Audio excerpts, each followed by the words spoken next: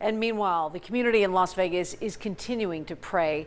That's what the wives of Metro police officers on Facebook are doing as Officer Shea Colinas continues his recovery at UMC. Yeah, and as we know, he was shot during a George Floyd protest outside of Circus. And 13 Action News reporter Jeremy Chen right now spoke with the head of that Facebook support group.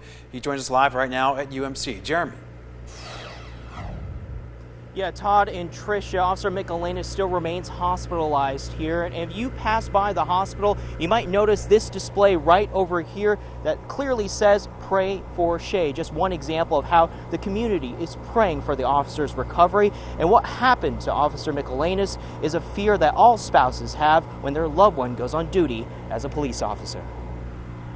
Monday night brought a scary moment with Metro Police Officer Shea Colinas shot and critically injured. The chaos of the shooting sparking the worst fears for this Metro officer's wife. And so automatically I thought, well, did somebody figure out my husband was an officer there in the crowd?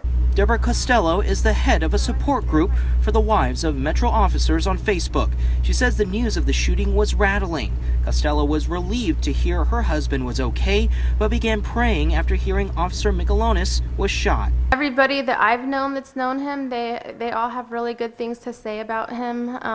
You know, he's so young. 29 years young, in fact, a 4-year veteran of the force. Costello says her group has reached out to his family. First time I texted his brother and reached out to them and let them know that we're here and available to support them in any way they need support. Support they are giving through the power of faith. It's a miracle he's alive, and so we're just continuing to pray him through it and pray that God would put his healing hand on him.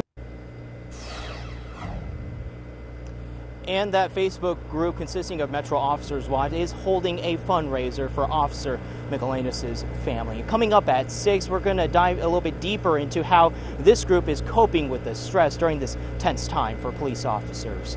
Jeremy Chen, 13 Action News.